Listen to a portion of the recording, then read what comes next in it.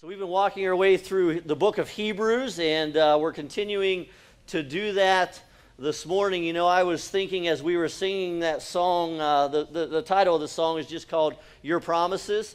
And as we were singing that song together, I couldn't help but just reflect back on what I know has been a rough time for a number of you in this room. And so I was just kind of jotting down a list of things within the last couple of months that I know that you guys have been facing, and as a church family that we've been able to walk through with each other, and I trust hopefully encourage each other and pray for each other. But you know, Jim right back there, he lost his mom not too long ago, and Marla's dad, he's 88 years old, not doing real well. Gary just lost his dad. I did his funeral last Sunday. And so we've got those. Liera, who was up here singing, just lost her mom this past week. Both of the ladies that were up here singing are in walking boots. I don't know if you noticed that or not, but if you combine their legs, one has a good right leg and one has a good left leg. So like they're dealing with that, and yet they're here, you know, 3 hours before, 2 hours, I'm sorry, before our service starts, and they're ready to worship the Lord, and they're standing there praising Him and helping to lead us in worship. I know the Ammons have been going through a rough time, and we've been praying diligently for Tristan, and we continue to do so, and pray for the family too, because in not knowing a lot of answers, you know, I think all of us are ones who we love to know what we don't know, right? It's tough to not know what we don't know, and so if you can lift up the Ammons, they've been going through it there. A number of the people that are here today, and this was encouraging, and yet for many a challenge as well, but a lot of what took place at post-prom last night was orchestrated and organized by a lot of believers at different churches, and we have a number of them here. It was fun to be able to help tear down things and stuff last night. And I know, again, a couple that were up here, they weren't home until 2:30 in the morning, and yet back here. And so we've got a lot that are going on. I know that Jim and Jenny had a rough week this week with just some things with Jim's work. And look over here, and Larry lost his wife here not long ago as well, and trying to figure out what does that look like to do life without the love of his life. And so like, and there's so much more that I don't know, right? And so as we sing that song that, you know what, it doesn't matter what I see and it doesn't matter what I feel, I trust we don't sing empty words. I trust that as we allow those words to leave our mouths, as we allow the voice to be lifted to the Lord, I trust that what happens is it starts to solidify in our own hearts. You know what, God? Just like you led the Israelites out of Egypt and you gave them promises and they kept looking back, we want to be different than that. We want to keep our eyes fixed on you, Jesus. You're the author and you're the finisher of our faith.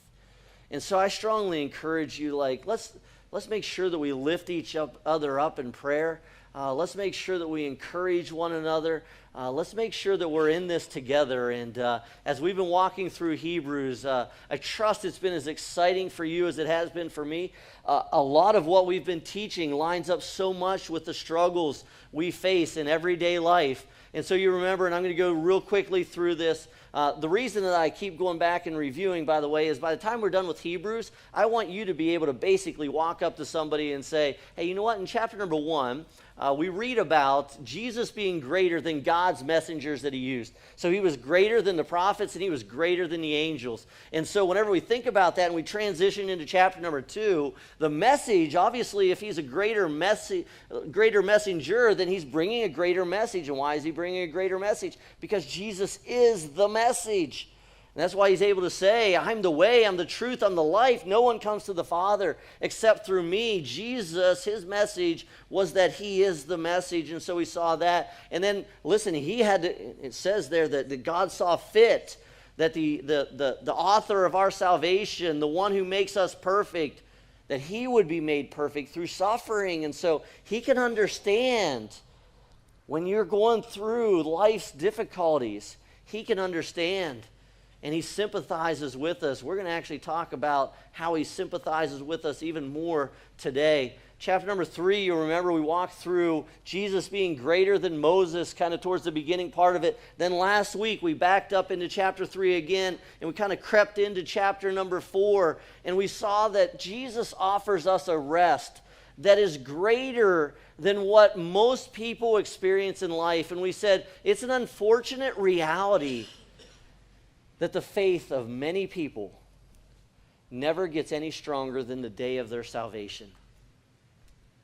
I want you to just let that sink in for a second. Like, wow, the faith of many people never gets any stronger than the day of their salvation, the day that they said, I'm turning to Jesus. Many people look at that as like the day, the only day in their Christian walk, and yet it is a walk, and it should be a walk of faith.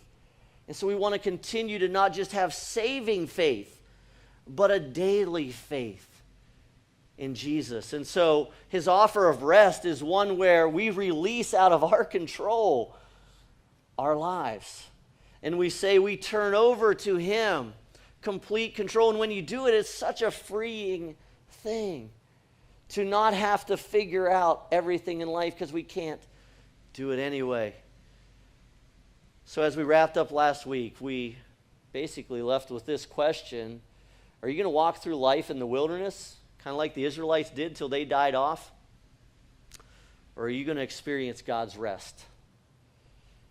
Are you going to experience God's rest for your life? And I've talked to a number of you as it relates to this rest. And, you know, a lot of people, as they've read through Hebrews, they have looked at this rest as, well, it's an eternal rest. This is talking about salvation. And yet the direct correlation that's being made between the children of Israel entering God's rest, and that whole generation was kept out of God's rest. And if you would go back in the Numbers, you would see that Moses was not allowed to be in God's rest. He was not allowed to experience God's rest here on the earth. And yet we clearly see him with God in heaven. And so there is unquestionably a difference between experiencing God's rest on this earth and what he has for us in eternity. And most people, because all they do in life is look forward to eternity, they miss the blessing that God has as we live out this life, experiencing his rest. And so I want to just draw a couple of comparisons again, just to remind you of what we learned last week. And I reworded just a couple of things just to kind of put it in your mind a little bit different way. But should you choose to stay in the wilderness for the Israelites, it was a place of looking back. And it was a place of longing for slavery in Egypt. However, God's rest is a place of looking forward to where God is taking you. God wanted to take the children of Israel. You do realize this. God wanted to take the children of Israel to the promised land. And he did. And he did eventually, but an entire generation had to die off. They missed it. And we have the opportunity to look and say, I don't want to miss God's rest. I don't want to miss the peace he has for me on this earth. The wilderness, it was a place where the Israelites wanted control of their own lives.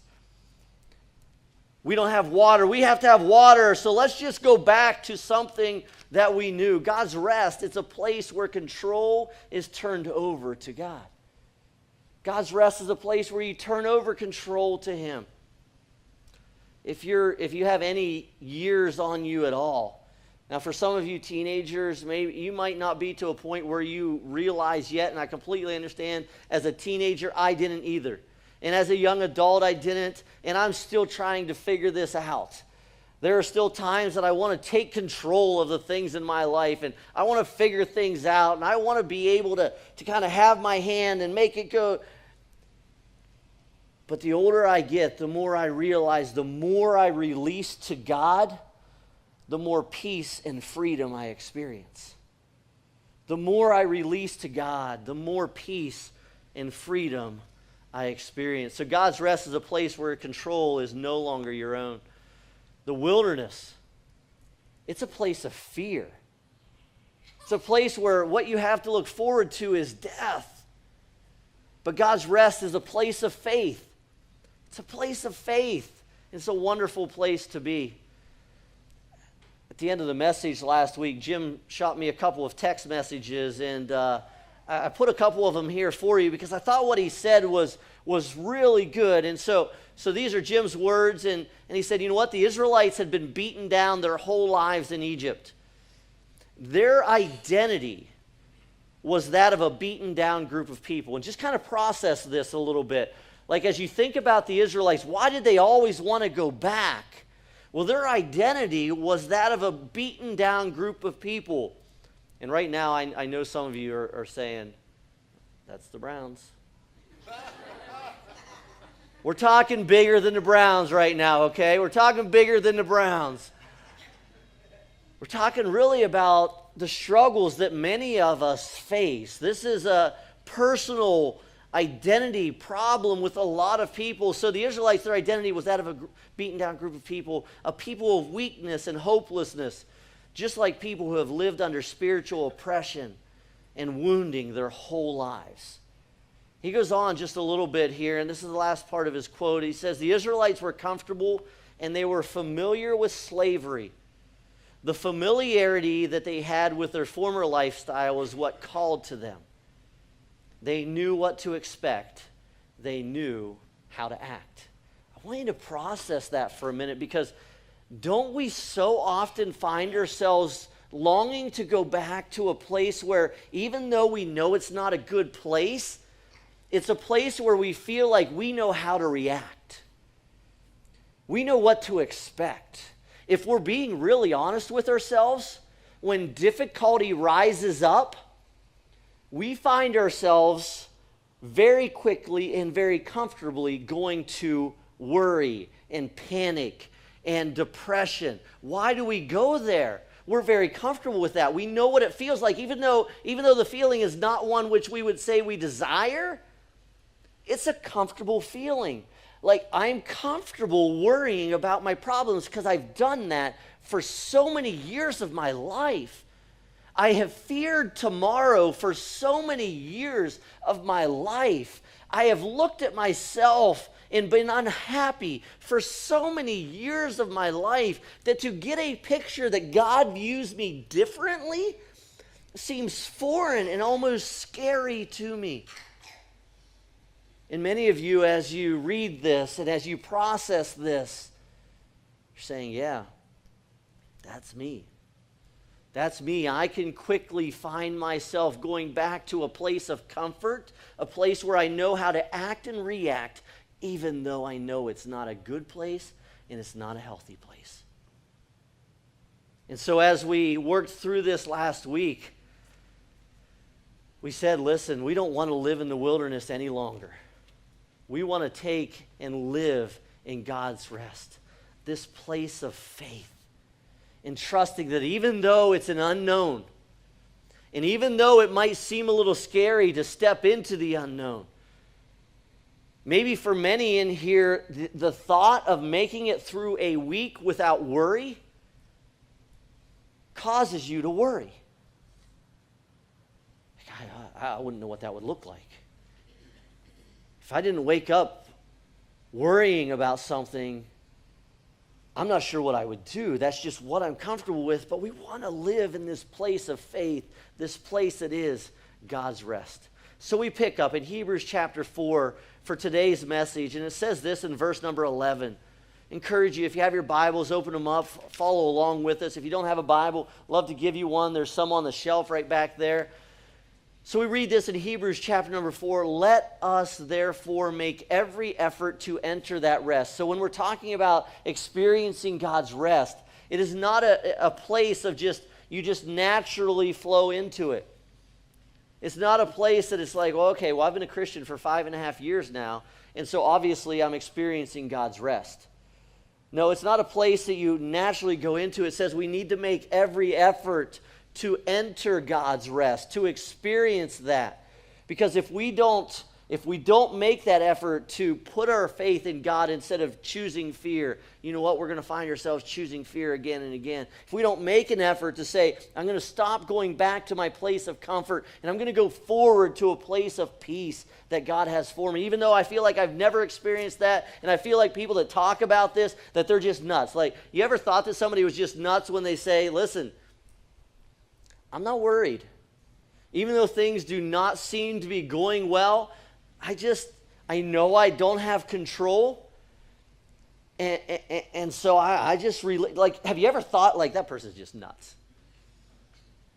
You can't not worry. And I would say it is a challenge to get there, and I, as your pastor, am not always there. I don't live in this place of perfect peace all the time.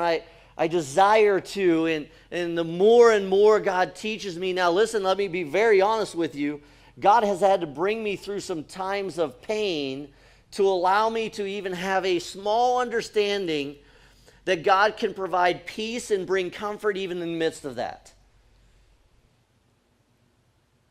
It's not something that I have perfected, and it's not something that I would say, all right, I got this figured out, so let me just give you this formula. You know, if you just do this and you just do this, then, like, you got it. But I will say the more that God teaches me, and this study in Hebrews has been so perfectly timed in my own life, the study through Hebrews 4 and experiencing God's rest. And let's just be honest, like, if we're correlating, and it's not just us correlating, this is what the author of Hebrews is doing. He's correlating.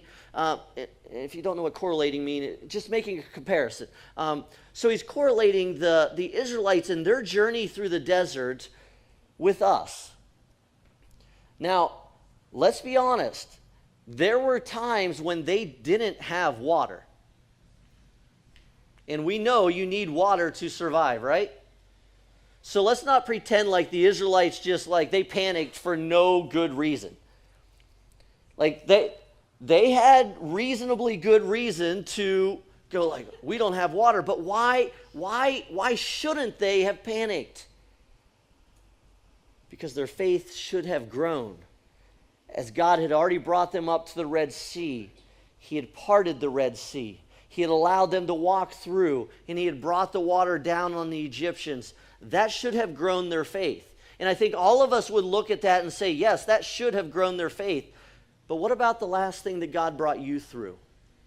What about the last sea that he brought you up against, and he parted the waters and he allowed you to walk through on dry ground and he brought you to the other side?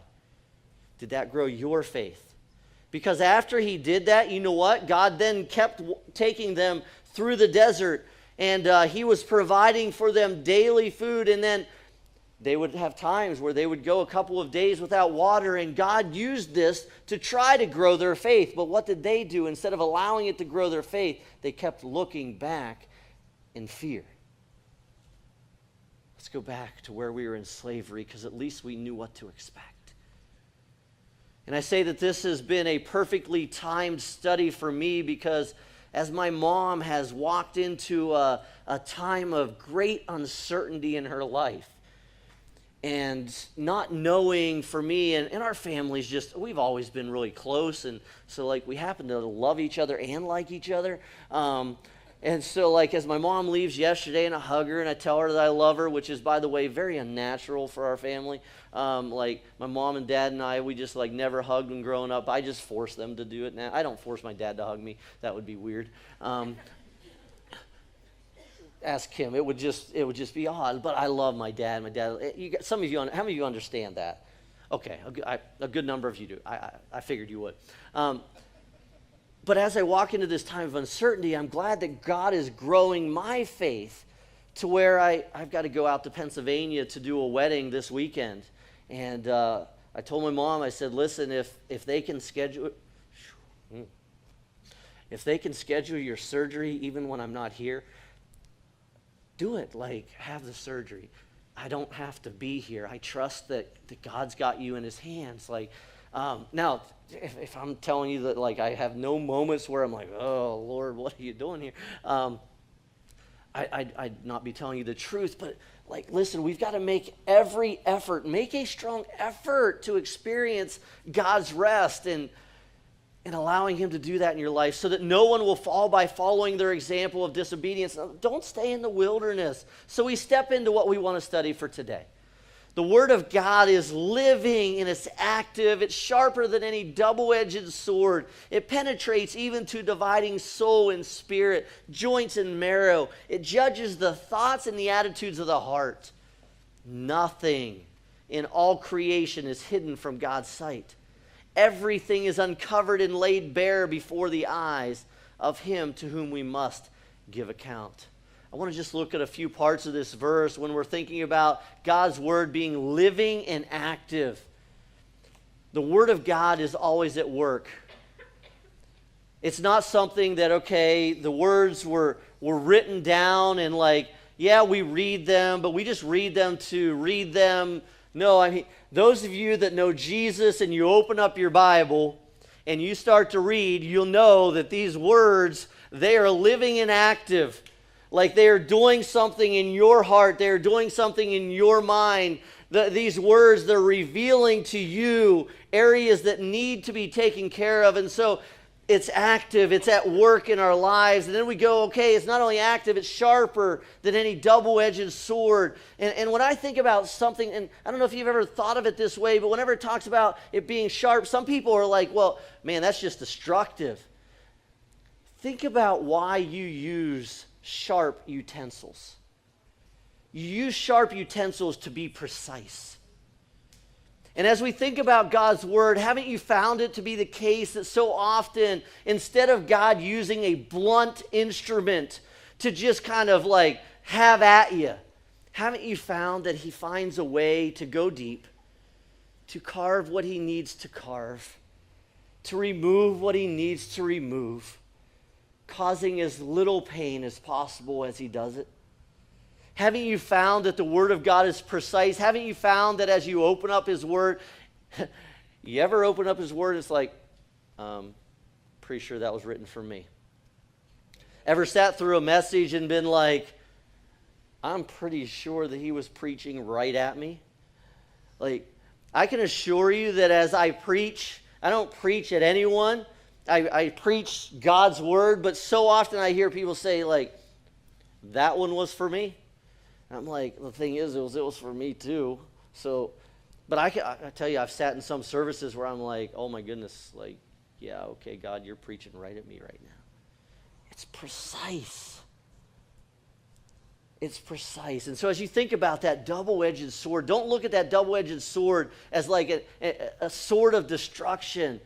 Because as it talks about it dividing the soul and the spirit, the joints and the marrow. And we could parse this apart for a long time, but I want us to just look like it goes and it affects the things that are even unseen. Like the joints in the marrow, like they are covered, right? Like they are not things that can be easily gotten to. I looked at more diagrams of a bone this week than I care to even acknowledge. And how bones are formed and how the marrow is in there. And I'm like, listen, that's not really where we need to go this morning. What we need to understand is that the Word of God affects the unseen parts of us in a precise way. Now, we can walk away from that. And we can say, I'm not going to let God's Word do its work in my life. That message was for someone else. Because I think we've all had those times too. Oh man, so-and-so should have heard that one. Right? Anybody ever, I won't ask you to raise your hand if you've ever thought that, but I know that there have been times that you sit there and like, oh my goodness, I wish so-and-so were here today. Like this one's going to hit them square between the eyes. But that's not, God wants to affect the things that are unseen. He wants to do it in you. He wants to do it in you. Hebrews 4, going to verse 12 and into 13. I want to hit 13 real quick. Nothing in all creation is hidden from God's sight. Everything's uncovered. Everything is laid bare before the eyes of him to whom we must give account. So it brings us to life-changing point number 1, and I only have 2 points today. And we're already to point number 1, to which all God's people said, Amen. There you go. I was telling Greg before I started preaching this morning, I said last week I preached about as fast as I could. I forget who was here that afterwards was like, oh, I had friends from Pennsylvania that were here last week, and afterwards they're like, it was really good to be there with you. But man, you were preaching fast. And I was preaching fast and trying to cover a lot of ground, and I said, I'm going to slow things down a little bit this morning. We're going to hit just 2 points. And you've already had a chance to read life-changing point number 1 at this point. God is not concerned about your show. It talks about the Word of God penetrating, going deep. The thing that I take away from that so quickly is that this facade that we try to keep up, this everything's okay even though nothing is okay kind of way that we try to walk through. And I don't know that everybody does this, but I know a lot of Christians do. Like there's this really weird thing that happens like within many Christian circles, and I think here we have become more comfortable being willing to say, like, listen, here's what I'm going through. I get so many people to walk up and say, hey, can you pray for me in this area? Or I've got this going on, can you pray? And I love it. It is time that all the followers of Christ drop the facade, the we're performing thing, because the reality is this: you've been performing for the wrong audience. We don't perform anyway, but if you want to use that word, for an audience of one. An audience of one. And yet I would imagine that as most of you consider, like, how much of my life am I going to be willing to share with someone else? A predominant thought is, what will they think if they know? How will they react if they know that I struggle with depression? How will they react if they know what I did at that one party? How will they react if they know that most days when I wake up and the first thing I think about is fear, not faith? How will they react if they know that I just lost it with my kids this week? How will they react if they know the language I use at work? And so we spend all this time trying to build a facade that allows us to interact with each other. And the reality is this: when God says, and this follows, be diligent to enter my rest, for the Word of God, it penetrates deep and it sees more than what you're trying to show.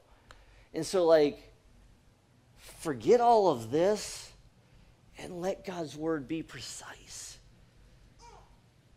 Let it make the incision where it needs to make that incision. Let it do the surgery that needs to be done. So think about that. And if you can grasp this will be a life-changing point. A realization for you that God is not concerned about your show. I feel comfortable enough. I know most of the people in here well enough. We don't care about your show either. I hope you don't care about mine. Be yourself. Now, when I say be yourself, that doesn't mean like, okay, I'm drowning in sin and I'm just going to stay there. No, that says, okay, here's where I am. With God's help and with the help of my family here, I'm going to see God do greater things in my life. He's going to help me through this stuff. So just be real with each other. The facade, it's time to drop it. All right, so we continue reading on. We just read the verse there where everything is laid bare. says, therefore, since we have a great high priest who has gone through the heavens, just Jesus, the Son of God, let us hold firmly to the faith that we profess. Almost sounds like, okay, and again, wilderness is fear. We want to be in God's rest, and that's where we have faith. Why? For we do not have a high priest who is unable to sympathize with our weaknesses, but we have one who has been tempted in every way, just as we are, yet without sin. Now, before I even reveal the next slide, I know that some of you right now are like, well, that was Jesus. Like, I know he faced temptation, but like, how could he possibly understand what I face? And God just kind of, I've looked at this passage, I've known this verse for I don't know how many years. But God just kind of opened it up for me this week. And I don't remember where I was driving to, but as I was driving, I was just meditating on this and pondering this. And all of a sudden, it just like clicked. And I'm like, wow, for many years, I'm like, yeah, I know it says that Jesus can understand, and sympathize with us in our weaknesses because he was tempted and didn't sin. But like, he was Jesus, so like, he had a natural advantage over me, and like, it couldn't have been as hard for him as what it is for me. And like, for years and years and years, pretty much all of my life until this week, I have been like, I hate to say it, but almost dismissive of this verse. Like, I know he understands, but like, does he really understand? And then God just opened this up for me, and I thought, I didn't even think. What is the hardest thing about temptation?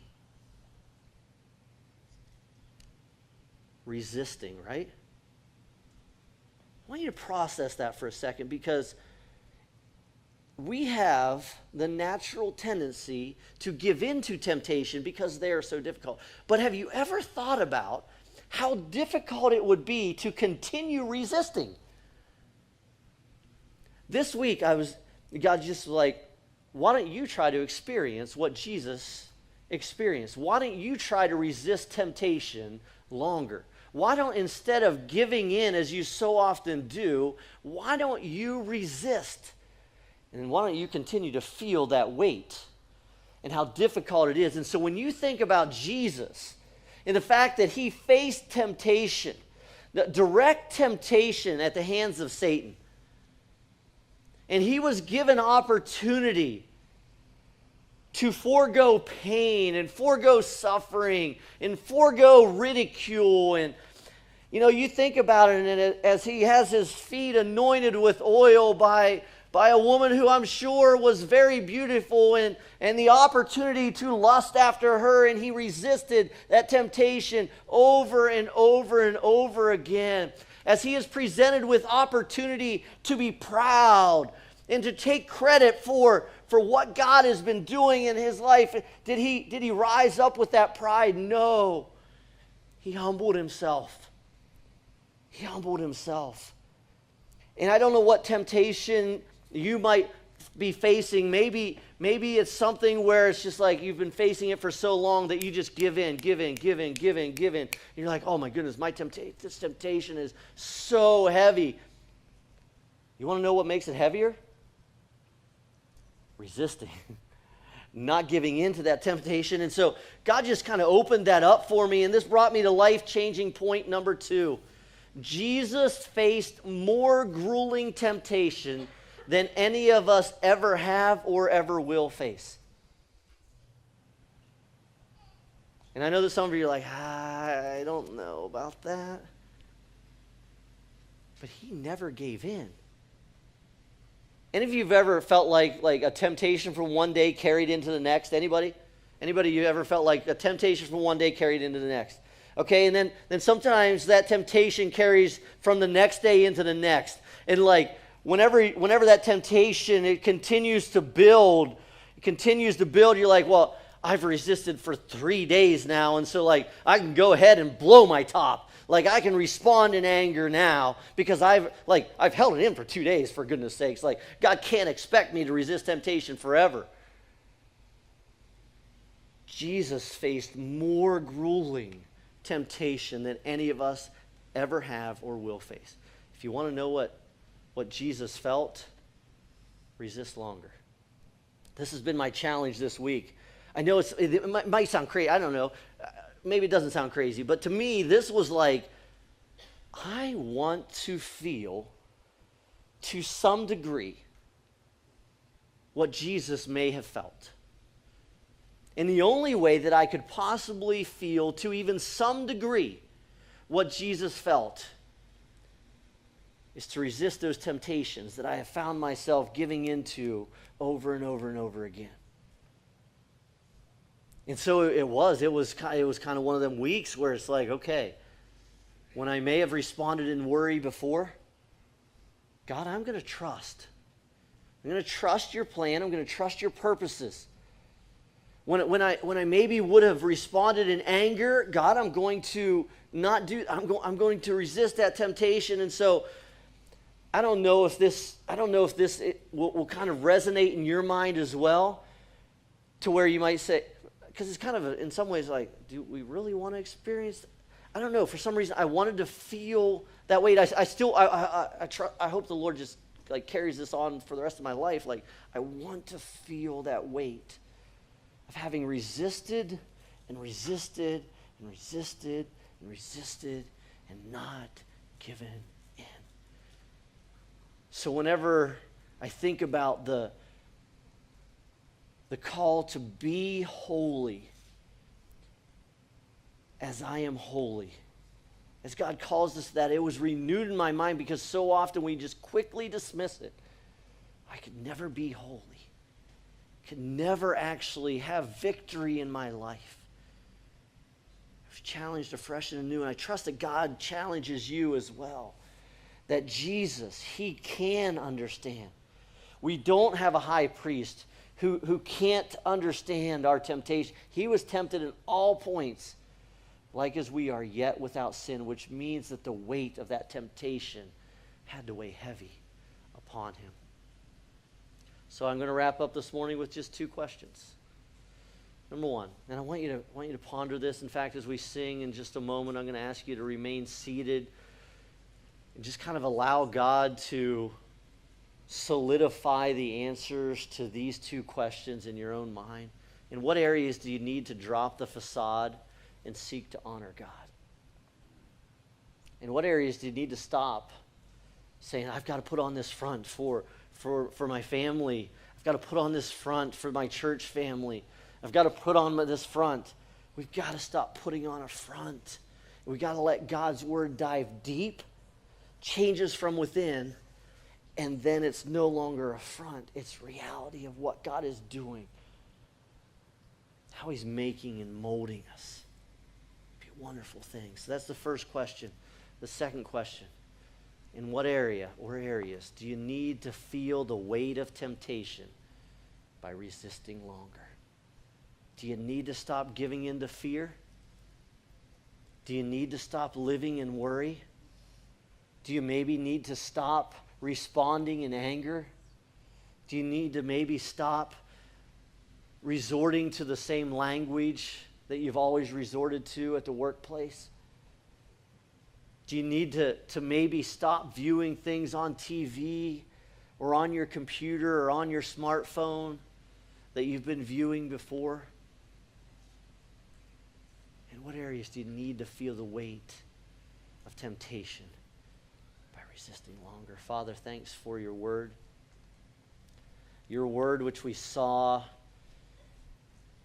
already this morning. Your word which dives deep. Your word which is precise. And I know just how your word works on me. And I know that right now your word has been diving deep into the hearts and the minds, the spirit of everyone here today.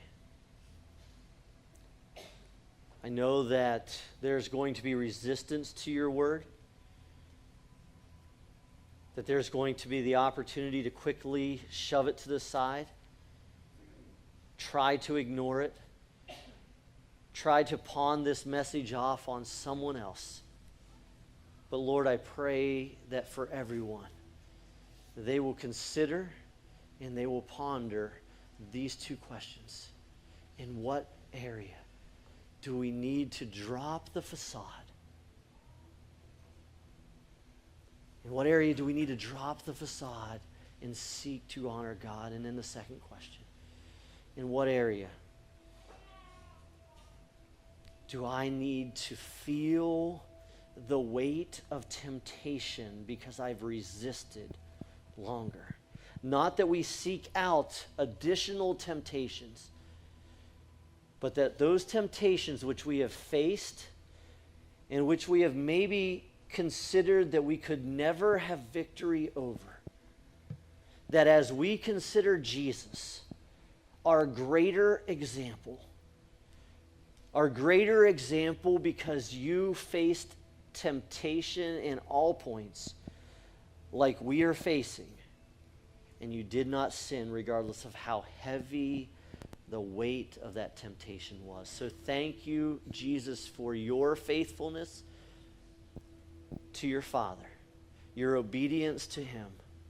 And God, may you challenge each one of us to allow your word to dive deep, to be precise, to make changes, and then, Lord, allow us to respond to that by feeling the weight of the temptations, because you grow our faith and we are able to resist longer. Pray these things for all of your people. In Jesus' name.